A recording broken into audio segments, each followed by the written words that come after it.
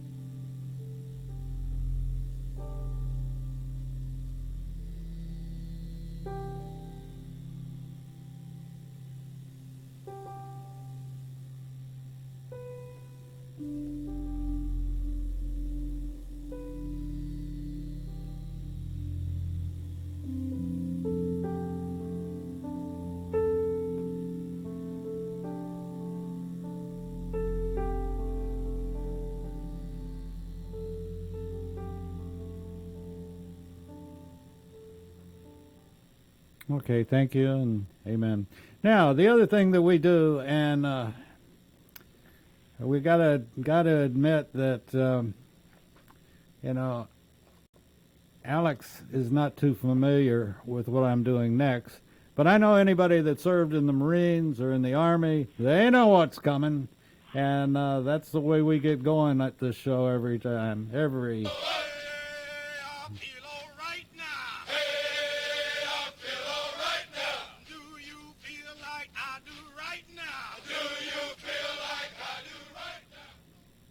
Okay, we had to start it with a Jody cadence call, and Alex was in the Navy, and I guess they just don't have room on ships to do the marching and the mile runs and the double time and all the forced marches where your calves turn into garbage as you're doing that forced march in the deep of the sand. But anyway, Alex, Mr. Wright, we're glad to have you with us today. Thanks for having me on. Well, this is going to be fun, and like I mentioned, you're the councilman, or you're a councilman in Peachtree Corners, which is a city just north of Atlanta, north and a little bit east of Atlanta. And it's, Alex, I guess one thing that I am extremely proud of with North Georgia is that we're becoming quite a destination for veteran memorials. And that's what we're going to talk about today, the memorial that you all have done in Peachtree Corners. And I'm just, very proud to be a Georgian. I'm an ex-Texan, but, and you can't ever take all of the Texan. You can take the boy out of Texas, but you can't take all of the Texan out of the boy. So I still do have an allegiance to Texas, but what Peachtree Corners has done, and this show, by the way, we support and honor our Georgia Military Veterans Hall of Fame. And Colonel Rick Wright, retired, is the director of the Hall of Fame, and he does just an absolutely fantastic job. If you're in Atlanta, live in Atlanta, or you're coming to Atlanta, may I recommend highly that you go to the Georgia Military Veterans Hall of Fame in the Floyd Building, which is right across the street from the state capitol, the Gold Dome. And you might want to make it a day trip because they have a pretty darn good little cafeteria downstairs. I know I could use it in about an hour and a half, but unfortunately I don't live that close to it. But it is a good little restaurant, and the Georgia Military Veterans Hall of Fame is fantastic. And Paul Longrear is one of the ones that started it, and then Rick White came along as the director, and it's just wonderful. And take your own box of Kleenex as you're reading through all of the Georgia heroes. So I'm going to sort of put the ball in Alex's court, and we're going to find out all about the Peachtree Corners Memorial and when it was started, and Alex, just jump right in. All right. Well, thank you very much. So just to give you a little kind of background, Peachtree Corners is a new city in Georgia. What I mean by new city is it was incorporated for like 8 or 9 years ago, and as we were trying to create our own identity, one of the things that we were discussing, some of the people in the council were discussing, was as we were building our own town center, our own downtown, if you will, that was going to have a very large town green, is we wanted to have something to honor veterans. And myself and the mayor both had served in the Navy at different times. And Alex, let me interrupt you. Who is the mayor? So the mayor is a gentleman named Mike Mason, who served in the Vietnam era. He volunteered, I want to say, 1970 to 1974. He was a corpsman in the Navy. Mm-hmm. Don't know a whole lot about where he was during that time, but I do know that part of it. Like I said, he volunteered, and I don't know if he was deployed or whatnot, but he's of a different era. I'm a little bit younger than that, but I hate to throw you a hard ball, and I don't know that you'll know the answer to this anyway, but your mayor, Mr. Mason, is he any kin to the Mason-Dixon line by chance? The reason I ask is he and I may be relatives. My father was, his name was Mason, and my grandparents, and we are relatives of the Mason-Dixon line. I think he's originally from Georgia. I want to say somewhere down near Macon. I can't remember the exact county, but he's a native. Beyond that, I don't know a whole lot about his family background. Well, if he's listening, maybe he'll call in and we can kick up some old relatives or something.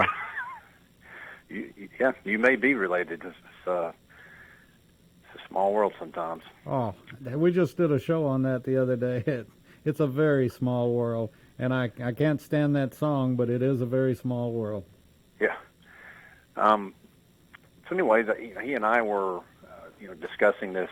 I'd been discussing it, and just kind of conceptually. And I was watching PBS has a show on Memorial Day where they have the event on the National Mall. I don't know if you've ever seen it or not, but it's very well done. And often what the show is about is that they've got stories of veterans over decades, and they get well-known actors to, when I say portray them, kind of like read their story, if you will. And the veterans are normally there. It's a very moving show, and I remember watching that kind of about this same period when the mayor and I had been talking about this, and that idea of those stories really resonated with me. And probably a week or two later, I was at our local YMCA, had an encounter with a gentleman someone introduced me to, much older guy, probably maybe in his 80s or 90s, and the guy had just a fascinating story of he had served in Korea and maybe even toward the end of World War II. I can't remember all the details now, but I just remember thinking I would have never, I saw this guy, I would have never thought he would have had such an interesting story. He just looked like an old guy to me. And that, I got on the phone with the mayor after that and I said, this Veterans Monument we're talking about, we need to somehow incorporate capturing people's stories to bring them to life versus just having names on stone. Because, if you see that name, you don't know it, it really doesn't mean a whole lot to you. But if you're somehow able to bring the person to life, Mm-hmm. it would be very interesting. I mean, I can remember my grandfather, on a couple of occasions, talked about his experience. He was in the 10th Armored Division in the Army during World War II, fought in the Battle of the Bulge. And he never talked about this stuff, but every so often he would mention a story here or there. And he passed away when I was in my early 20s. And I wish, now that, as a much older person, I would, had that opportunity to talk to him, to gather all that information. But, it's gone now. So that's kind of an example of when someone passes, if no one's captured it, it's just gone. And so as we started to talk about, constructing a monument, that was a key piece that we wanted to integrate into the theme, if you will, not just to be bricks with names on it. And so we needed to find someone to kind of lead this effort because, I'm still working at the time. The mayor was still working full time. And we found a gentleman here in Peachtree Corners. His name's Bob Balla. He's a retired Army colonel. Had gone to, I think he graduated from West Point in like 1964 and served 30 years, did some tours in Vietnam. Also very involved locally in the community. And so the mayor reached out to him. Would you be interested in leading this effort? And I don't know exactly how the conversation went down, but he volunteered to do it. So he was really the point man about bringing this vision to life. We created a board. The mayor and I both were on it, and there was a few other local. Some of the people were veterans. Some were just interested in, that kind of, veterans activities. And so this was probably 2015 maybe. And obviously one of the first things you got to do is, what is the vision? What do you want it to look like? And then one of the other big things is once you figure that out, where's the money going to come from? And so that was a process that Bob led, Mr. Balla led. And it went on for several years, as we would refine what we wanted to look like. A couple of what I think are the highlights of the monument. And one thing that I did learn during this experience is there's a difference between a monument and a memorial. Right. A memorial Rick, is dedicated to the people that have... Alex, before you get into that, we need to take our first break, and then when we come back, you can elaborate on the difference, okay? Okay, sounds good. We'll be back right after this. Hi, this is Rocky Blair, former four-time Super Bowl champion with the Pittsburgh Steelers and Vietnam veteran. As a board member, I'd like to talk to you about Warriors to Citizen, a nonprofit organization that helps American heroes, soldiers, police, fire, EMT, and their families recover from the psychological harm caused by career-induced stress. Over the last 20 years, broken relationships have been a major causal factor for the highest documented divorce rate and resulting suicides in this population. This program, From Warriors to Citizen, is delivered free to families by professionals, all whom served in uniform and understand the needs to be addressed. I ask for your support, so please go to our website, warriorstocitizen.org, and find out how you can help, either by making a donation or sharing this information with an American hero that you may know. And thank you. Hello, my name is Colonel Retired Rick Wright, a United States Army veteran, and I'm the director of the Georgia Military Veterans Hall of Fame. I would like to encourage all Georgia veterans to consider being nominated to the Georgia Military Veterans Hall of Fame. If you are a Georgia veteran, and the Georgia veterans definition is you are either born in this state or you lived in the state 10 years, or you raised your right hand and joined the military in the state of Georgia, you are considered a Georgia veteran. For further information, go to your website at www.gmvhof.org, or you can contact me at 678-427-0915. Nominations need to be in by the last Friday in August each year. Again, if you're a Georgia veteran, or you're a friend or family member of the Georgia veteran, living or deceased, please consider nominating that veteran to this highly noble and rare Hall of Fame for our great state. Thank you so much. You're listening to America's Web Radio on the AmericasBroadcastNetwork.com. Thank you for listening. And we're back with Alex Wright, and he's just about to describe the difference between a monument and a memorial. Correct, Alex? Yes, sir. So as I was saying, during this experience, I learned from Bob that a memorial is dedicated to people that are no longer with us, died in the line of duty. And a monument it's not dedicated just to people that are alive, but both dead and alive. So in our case, ours was veterans from the past, today, and the future. But anyway, we wanted as I'd mentioned before, we wanted the monument to be kind of a living monument, if you will. And we thought, well, how do we make that work? And so, as the design was coming about, and also the fundraising aspect, we thought, well, allow people to buy bricks, because the bottom would be, the whole thing was going to be stone. And you could buy, obviously, a brick either for yourself or for someone else, a veteran. And so, you have all the names there, literally thousands. We had the capacity to put 10,000 names in. And what we would do is, if someone chose to, they could have a video made of, their story, if you will. And initially, we were working with someone that was on the board who lives here in Peachtree Corners. He already had a program going called Witness to War, which is this guy had wasn't his main job. He has a very successful tech company here in town, but he had a passion for kind of what we were talking about, capturing stories of veterans. But in his case, it was specifically for people who had served in combat. And he had people travel all over the country to do these interviews. But he already had this process set up. So we initially were using that, where he had someone that would conduct these interviews and the videos, and then what we would do is we would link the brick to the video through initially it was going to be through a kiosk there on site, and then we decided eventually we would go to a phone app, so that way the kiosk wasn't taken up with people watching the videos. Now, we eventually started to use some other sources because they just didn't have enough bandwidth to handle all the videos we wanted to do. But what it allowed people to do is when they would come to the monument,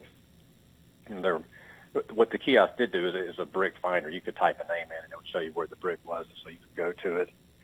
And then with an app that we would tell people which app to use, it would pull up the video, probably like a 3 or 4 minute video.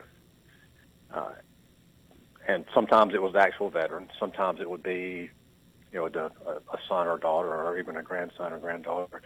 Like I made some videos I made one for my grandfather, my wife's grandfather, another relative of my wife who I'd never met these people, but I was given information, and it probably could have been done better, but it was, because I'd not known them, but still we captured some of that story, which was the thing that would keep their story alive. So I think that's something that's very unique about the monument, and it's something we can continue to add on to as more and more people have their bricks put in.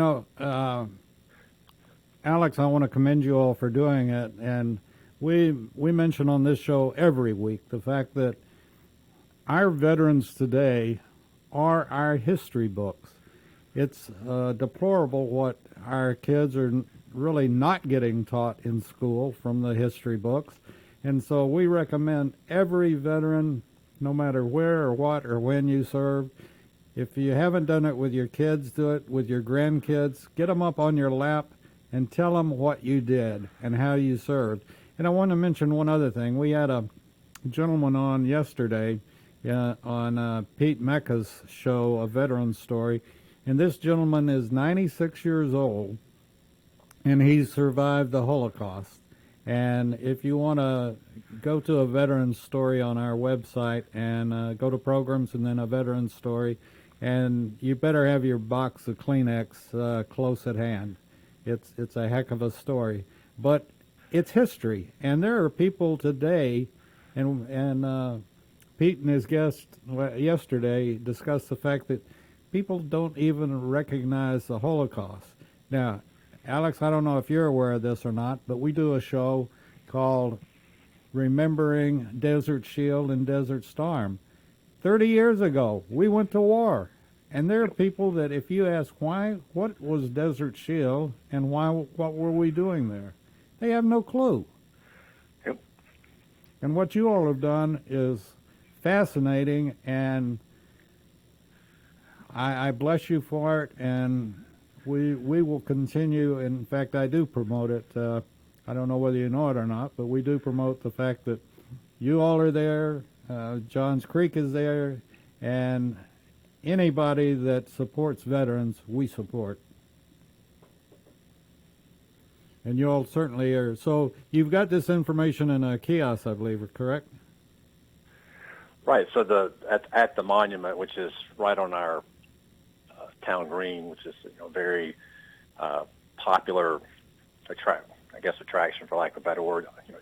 Anytime you go out there, there's tons of families out there walking around. But at the monument, at the entrance to it, there's 2 kiosks, and like I was mentioning earlier, they've got a brick finder on there. So if someone wanted to go see where my brick was, for example, you go to type in the person's name, and then it pulls up. Okay, here's where the brick is. I mean, it's not a huge, it's not like something you see in Washington D.C. where it's of that size. So it's not too hard to locate the bricks, but it's big enough where you could definitely spend some time looking around. So it saves people time that way. So that's the purpose of the kiosks. Like I said, you don't watch the videos on them because even though we initially thought about that, we were afraid someone would just be standing there at the kiosk the whole time, watching the videos. So we thought, well, that isn't really not really efficient. So we switched out of that. Tell us 2 things. One, where you're exactly located and how to get there off of one of the main roads. And the other thing is, what time do you open and what time do you close? All right. So if you're, you mentioned, we're kind of northeast of Atlanta. So, for people that aren't that familiar with Atlanta, there's a road that goes around it called the Perimeter, which is an Interstate 285. So if you were looking at a map of Atlanta and we're looking to the northeast, there's a road that comes off of that perimeter called Peachtree Industrial. There's tons of roads called Peachtree here. And so you would take that road, Peachtree Industrial, which I think the number is 141. You can go north 3 or 4 miles, and then road splits, and you bear off to another Peachtree called Peachtree Parkway, which I think actually stays 141. And that's when, at that point, you're in Peachtree Corners. And you just go north on that, and there's an area called the Town Center, which we just actually recently built a very large pedestrian bridge over 141 with big lettering that says Peachtree Corners. So it's actually a good landmark. So basically, when you get to that bridge, which you cannot miss, you turn right into the Town Center. You find somewhere to park. We've got a big parking deck. And then you just walk over to the green. You can't really miss it. And it's kind of on the far side of the green. There's some signage that points people to it, but it's kind of hard to miss. There's 3 big flagpoles, some very nice statues there. And the hours, I think technically it opens at, basically sunrise, if you will. I mean, there's not, the green is just open to, everyone wants to come out there. So basically sunrise until, it's like 11 p.m., but there's people, you could go there at 5 in the morning, there'll be people exercising or walking around or whatever. So I would say it's probably open 24 hours a day, really. Wow. Do you feel like the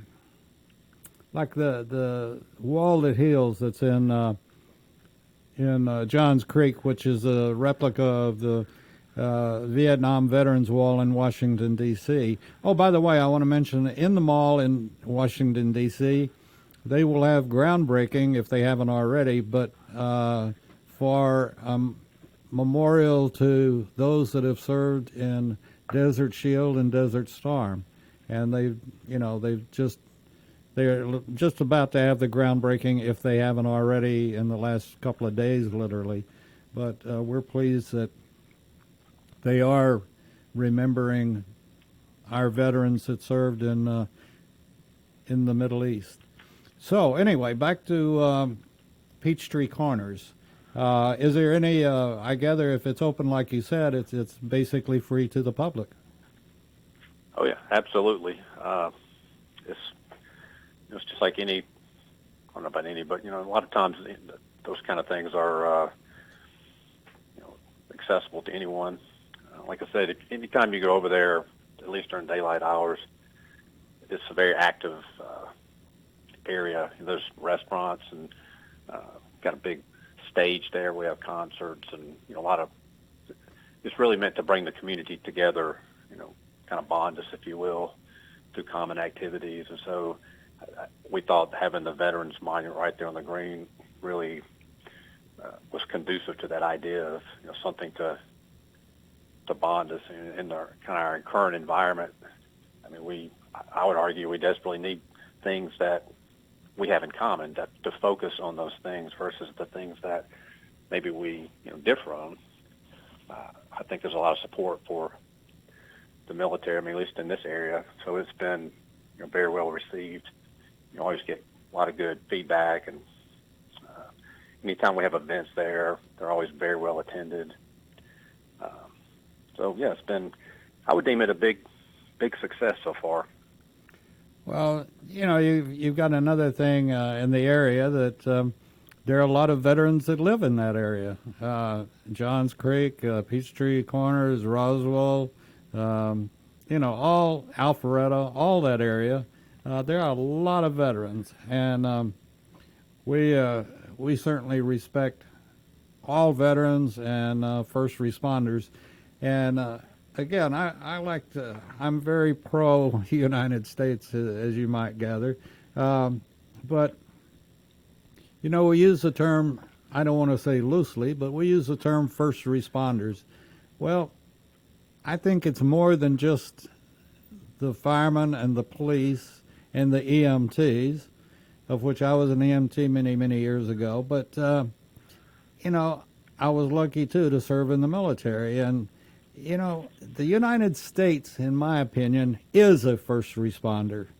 We're the first there for a disaster, whether it's our country or another country. And, that's what the United States is it's built of first responders. And I don't have a veteran. You may be the first. I don't know, Alex. But I haven't interviewed or been with a veteran that I don't ask the question, if your government called today, would you respond? And, I've got them that are pushing their walkers and they, hell yeah. And if they'll take me, I can find something to do to help. And I think that's the attitude of the entire United States of veterans. I can't say that for all folks, but veterans will still fight for their flag, fight for their national anthem, and they'll be the first to go to protect us. And they're wonderful. And what you all are doing, are you getting some really good national publicity on the park? That's a good question. I think when we have events there, that it definitely gets some local coverage. I think when it was actually being constructed, or when we had the initial groundbreaking, if you will, that there was more of a media activity. 'Cause some of the, not just the uniqueness of the what I was talking about with the videos and bringing people to life, but I can't remember if I mentioned this before, but there's some statues there that I don't know much about the sculpting world, so I'm saying this, and I guess within the realm of sculpting, this gentleman was very well known. His name's Chad Fisher, lives up in Pennsylvania, and he had agreed to do these sculptures for us for free. And he's got a real passion for veterans' causes. And just to kind of put in perspective the level that this guy is on, the project he was working on when he got done with ours, he was kind of fitting ours in, was at Soldiers Field in Chicago. I guess they've got some statues there of some sort that they wanted to replace, I believe, and they had contracted with him to do that, and it was I believe a multi-million-dollar contract. So I mean, it kind of gives you an idea of the quality of what this guy had produced for us. He's in that kind of demand. One of the other things that was kind of interesting about the statues, I've not mentioned this before. Alex, can we hold that thought and come back to it? We've got to take a second break. We'll be back right after this with Alex, and we'll complete the story. Ladies and gentlemen, boys and girls of all ages, join me, Roger B., every Tuesday at 1400 hours right here on America's Web Radio for the Locked and Loaded Show. We will talk about guns, weapons, ammo, gun accessories, prepping, and so much more. So be sure to join us every Tuesday at 1400 or 2 p.m. for Locked and Loaded on America's Web Radio. If you live to serve and want to make an even bigger difference, consider joining the U.S. Army. With training in fields like medical care, linguistics, and engineering, an Army career can amplify your efforts with humanitarian opportunities all over the world. Plus, you'll receive competitive pay and incredible benefits, so you'll be taken care of, too. Learn more at GoArmy.com.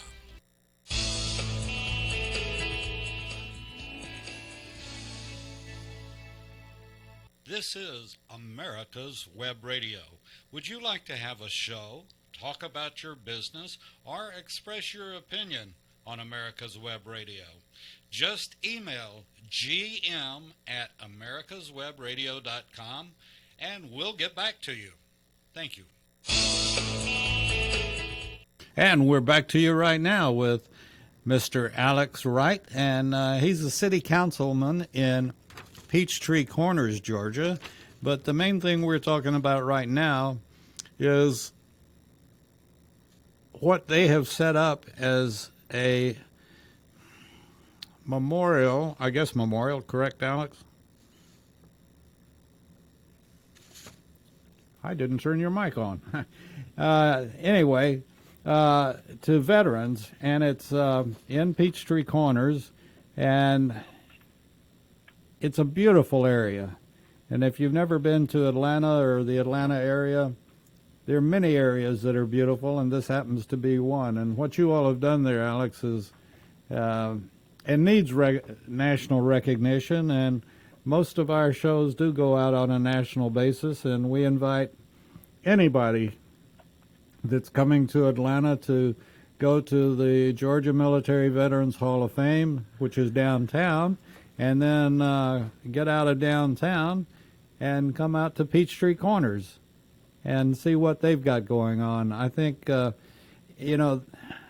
I said, our veterans are our history books today, and this is where you need to take your children and let them hear the story. And, I kid about this all the time, that, and you being a veteran, and I'm sure that I don't know much about the Navy. My father was a captain in the Navy, but I went the Army route. But even in the Navy, do you know of one friend of yours, Alex, that you served with, or one of your buddies that you know now? That do you know any veteran that can tell only one story? There's never a shortage of good stories from people that have served, at least in my experience. That is, I think, something that's unique is the stories, the type experiences you have that you just don't have in the civilian world. In most cases, the bonding that you've got with people when you serve in adverse conditions. So yeah, definitely no shortage of good stories anytime you get together with folks that have served. They all got it. Well, no, I don't know a veteran that has just one story. In fact, I've never had a veteran answer that and say, no, I can't name anybody. Once you get them cranked up, it's hard to plug the jug, sort of, Yeah, absolutely. But I think what you all are doing, tell me some more unique things about when I get there and I start walking around. So I was mentioning before, about the statues, about Mr. Fisher had made these statues, but one of the kind of the things that may not even be apparent when you're there looking at them, but one of the things we wanted to do, the board had a big discussion about, well, what do we want the statues to look like besides representing, the 4 branches of the military, plus the Coast Guard. Then there's a 6th one that looks kind of like a Minuteman that represents the National Guard and the reserves. But we thought, well, this is an opportunity to be inclusive, to kind of represent all the different types of people that have served the country. And so, to give you an example, like the Navy statue, it's got a man in a Cracker Jack uniform, which is kind of if you know what that means, it's got the kind of traditional looking enlisted sailor hat. Mm-hmm. Hopefully you get the reference. But anyway, so there's a historical character that statue is based on. It might not be apparent because we don't have anything that says that. But like in the case of the Navy one, there was a sailor during the attack on Pearl Harbor. I guess his name was Dory Miller. It was a black guy who I think served as a steward on one of the battleships, and ended up, I don't know if it was a Silver Star, I can't remember, Navy Cross maybe, for shooting down a couple planes early in the attack. And actually, there was an aircraft carrier that was just named after him. Anyway, the statue is supposed to somewhat look like him. And again, we don't have something that says that. You'd have to kind of read the history. We've got some online stuff that talks about that. But like in the Marine Corps one, for example, the features are supposed to be ever so slightly representing an American Indian. And that's supposed to be for the code talkers that served in the Pacific War with the Marines. Mm-hmm. So each one of them has, kind of a different group that, tries to kind of bring that story to life that a lot of times people don't know. Like the Air Force statue, for example, it's a female pilot. Because probably about 20% of the military today is women. So we were trying to be, inclusive, not to be, well, this is from 75 years ago, and everyone's looks a certain way. So that was something that the board wanted to do. And again, it's not, when you come and see it, it's not apparent, but I always found it kind of an interesting backstory of trying to bring some of these stories to life through these statues, which again you have to go online and read about it. But I thought that was a good idea to try to do that. Sure. So that's an interesting tidbit. Now I've got to ask: do you have a reserved place there for our Space Warriors, or I don't even know what it's called? The Space Force, yeah. That's a good question. I've had other people ask me that as well. We don't actually. That would require some moving around of things. I guess you could always go back and reconfigure it, expand it a little bit. But you could just have them propped up over the park, flying over. Yeah, we didn't anticipate the creation of the Space Force when we were designing this. So, but good question. There's no room right now. Maybe down the road, some future board will address that. Leave it to the future, huh? That's right. That's exactly right. So, okay, I get there. There's parking available. Is that close at hand, or you'd said something about the bridge at? Yeah. So the town center has, like I said, it's got a large green with, it's got a movie theater right there on it with a stage and restaurants and whatnot. But the parking garage is probably a, I don't know, 2 to 3 minute walk from this parking garage. And the parking garage holds probably 1,000 cars. I mean, we've had events there that have had, 6,000 people, and still had plenty of parking because there's, we've got connectivity across the highway with another very large retail development, I guess you could say. And the way Peachtree Corners is fairly dense for the suburbs, so there's a lot of housing right near it, so people are able to, just walk from their homes to, over there to do stuff. So yeah, if you're visiting, there's never any shortage of parking. That's not an issue. And parking's free. And if you happen to be in an electric car, we just had recently installed a huge number of electric chargers. So that's another kind of amenity. You're just trying to make an area more attractive. We want to bring in people to see what you've got going on. Well, have you got an event coming up? We do. So we have 2 standard events every year. We have one on Memorial Day, and then another one on Veterans Day. And actually, this past year we also had an event for 20th. Excuse me, not the 20th, but for the 9/11 attacks. So I think that will probably also become an ongoing event. But the board itself, or the Veterans Association, puts on these 2 events in conjunction with the city. So we've got one coming up on Memorial Day, and so what that would consist of is we have, it's actually a guy lives down the street from me. He's a local band director for a school here, but plays the trumpet, and he's involved. He'll be out there, and there's a couple of us that will have an event early in the morning at sunrise, where the flags get lowered to half mast or half staff, I guess you could say. And then there'll be an event at, I think it's at 11. They have a speaker, and this probably last 45 minutes. They'll have the local high school has a junior ROTC contingent, and they have a color guard that comes out. And I think when we had the initial one, when it was dedicated, there was probably 500 or 600 people there. It was a pretty good turnout. We'll set up chairs.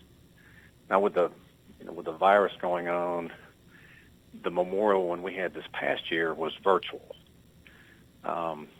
Though I'm anticipating that maybe this year, we'll have something. Maybe everyone just spreads out.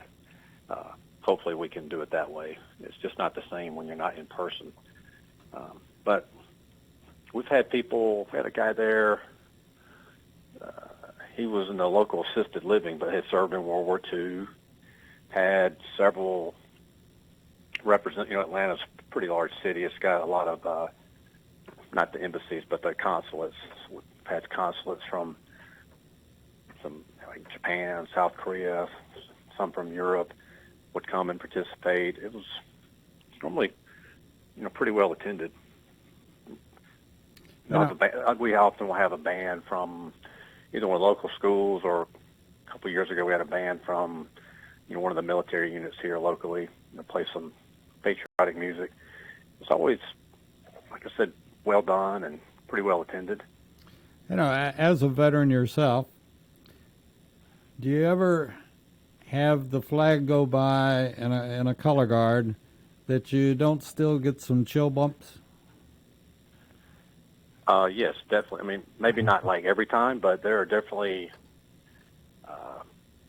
times where, especially at these kind of events, where when they've got especially when they got some music going, where you can't. I don't know. It tugs at my heart a little bit, especially as I've gotten older. and I think about, because like when I was deployed in the Navy, you're not, I guess you're just so focused on what's going on, you're not really thinking about, okay, I'm making a sacrifice for other people. That's not your mindset. No. But now, as I'm older, and I think, there's people, 18, 19, 20, most of them pretty young, literally all over the planet. And 24 hours a day, I could get up in the middle of the night. There's some 22-year-old serving on a ship right now, standing midwatch.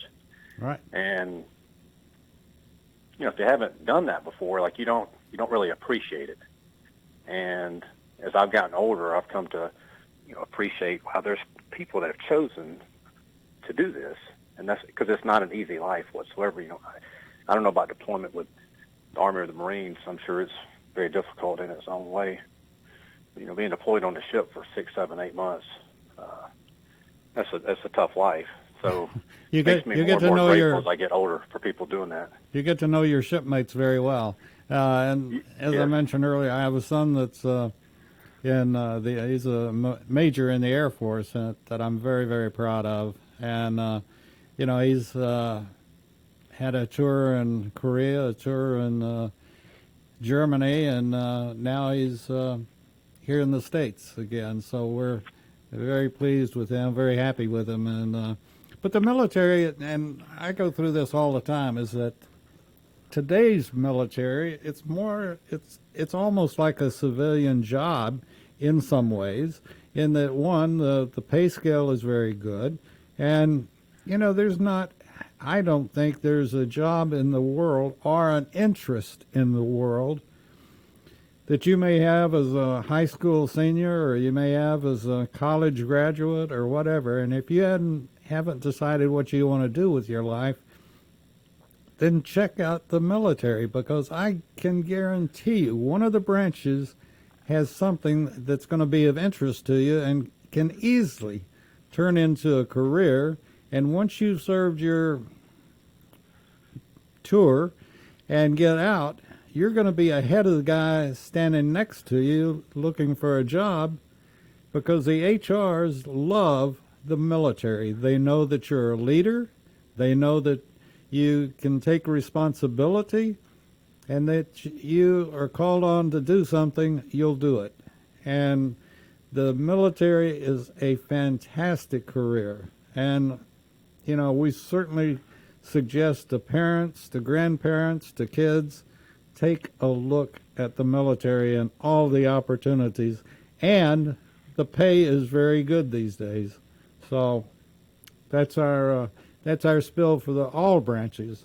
And it's good after you serve too. That's something that even the best of the civilian jobs can't match what you get from the military. No, I would totally agree. It's interesting because I just turned 50 this past year. As I talked to peers of mine, most of which didn't serve, because the percentage of people that serve in the military today, like it's 1%. Yeah, it's very low, right? And so, as I just primarily like men I'd be talking to who will say, I wish I had served. Not necessarily, I wish I'd been in a war or anything, but just as they look back, kind of like a regret they had, which obviously when you get to be my age, you can't go back and sign up. And I think the older I get, the more I'm appreciative that I chose that. 'Cause a lot of times when you're especially when you're deployed, you're not thinking far into the future. Like, well, I'll be glad I did this. You're thinking about, it's kind of when do I get out? Though I do often tell people that one thing that I do miss at times is, no matter what you were doing, no matter how challenging it was, you could always rationalize, because if you're standing watch in the middle of the night in the ocean, like that's kind of boring. I mean, like it just kind of grinds on. But you could always rationalize it, saying, "I'm doing something important," even though it might be just a small cog in the wheel. It was value to it. You were serving something greater than yourself. That often in the civilian world, corporate world, it's really just about making money, and not that there's anything wrong with that. I mean, who doesn't like money? But it's it's harder to be as motivated about that or to create that same team spirit when it's just about how do we make the stock price go higher versus, like I said, when you're serving the country, serving a higher purpose than yourself. That makes a lot of these other things more endurable. Well, this is something that, for those that haven't served, the camaraderie of your brothers and sisters that are in your branch, or even if, fortunately I never got in a fight with the Navy personnel or anything like that, but at the same token, you walk into an airport and you're a veteran and you see another veteran or you see somebody that's on active duty, buy them a meal. It'll make you feel a lot better than it will them, but they appreciate it, and just, 5 little words put a smile on any military person's face, and that's thank you for your service. And that's what it's all about. And the person that has decided to serve, they sacrifice, and we also recognize the family when someone is deployed or has decided to serve and they go on active duty or whatever the case might be. The family serving right along beside them. They may be 1,000 or 10,000 miles away, but that family is serving along with the person that's deployed. And we recognize the spouses, be it male or female, and certainly the kids that have a little chunk cut out of their lives while one of their parents may be serving somewhere. And there's always depending on what the situation is, there's always the possibility. And that's why we support the families. And one other group that I always mention, and should be, I would think, important with what you all are doing in Peachtree Corners, is that the dust-off pilots were absolutely phenomenal in Vietnam and even in Desert Shield and Desert Storm. Those guys are incredible, and some women are incredible as dust-off pilots. And they were the ones that went after the folks that were shot down or had whatever reason trapped, and a lot of times it was nurses. And that brings me to a point. I assume that in Peachtree Corners, do you all have anything separate for the women that have served? You mentioned 20%. Do you have anything special for the women that have served? So one of the 6 statues, we did and I don't think there was necessarily anything about the Air Force, but we decided that we would have the Air Force statue be a female pilot. That's right. I remember you saying that. I'm sorry. So I wouldn't necessarily say, there's something to the side that says, hey, this is a special thing about women. We didn't want to necessarily do it that way, but we also wanted to, in an appropriate way, recognize, that women contribute, significantly to our military. So that was the way we chose to do that, to honor that, their participation. That's interesting, and I agree with it totally. Then now I would ask that someplace that you put a little statue of the nurses that give so much, and they have done so much over the years. But I'm not telling you how to run your park by any means. No, that's a great idea. Nurses. We've had a number of them on that are veteran nurses, and some of their stories and what they see and what they do for the wounded is just, it's indescribable. And nurses are nurses; they're not doctors, but at the same token, they have saved hundreds and thousands of lives over the years. And, many of them suffer just like the infantryman that was in the bush and got sprayed by Agent Orange. We have a lot of the nurses that were in the field as well. And but it's, and I think probably being on a ship, it would be even more than, well, I don't think it's more than being in a tent with 50 other guys or whatever. But at the same token, there is a military camaraderie that's second to none. No, that's absolutely true. I in the Navy, they had I don't know about now, but when I was deployed, when you would go ashore in the Liberty Port or whatnot, this is before cell phones, you always had to have what they called a Liberty partner. You always had to stay together, you and this other person, like no matter what, because otherwise, you might not make it back to the ship for whatever reason. And on my first deployment, on my first ship, my Liberty partner was this guy named Tom Crimmins, who was from New York City. I'm obviously not from New York City. I'm from a small town in Georgia, so we were kind of a unusual combination of people. But to this day, I'm in touch with that guy. I probably text with him every other day. His family's been to my house. I've been to his house. He lives in New York City. All these years later, in fact, his oldest son, who went to West Point and then switched over to the Navy to be a Navy pilot, he stayed at my house when he was in Pensacola for flight school. So to your point, like all those years later, we're still tight, still in touch. You don't normally get like that in the civilian world. It's come that experience where we're deployed together and spending all that.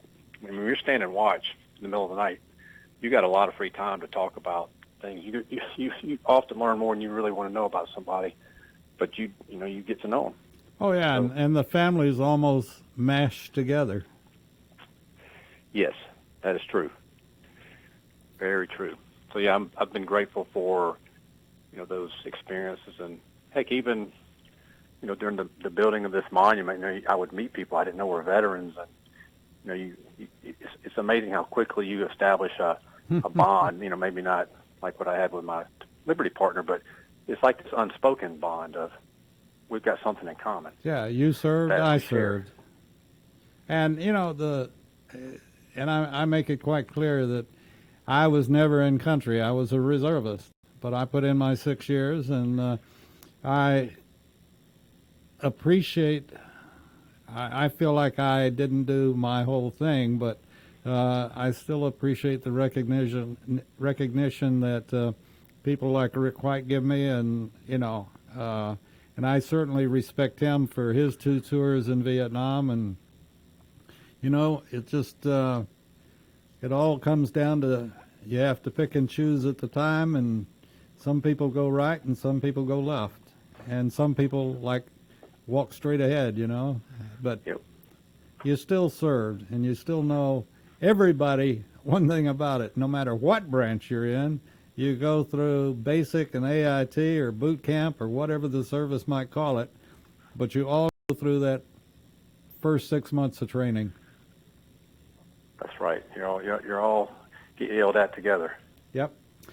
Rick, I keep saying Rick. Alex, I'm sorry. We're going to have to cut it off. We've got to get out of here and make way for another show, the Healthcare Hour, and I want to thank you so much. And one other quick question, will you come back on, and particularly come back on when you got, or not particularly, but if you have an event that's going to be coming down the pike, please let me know, and let's get you back on. Absolutely. I would love to do that. And I appreciate the opportunity to be on your show, and absolutely will keep you informed about our upcoming events, so you can share that with people. So That's we super. Appreciate that. Thank you, sir. And you're listening to America's Web Radio. We'll be back with more programming right after a couple of messages. You're listening to America's Web Radio on the AmericasBroadcastNetwork.com. Thank you for listening. Hello, my name is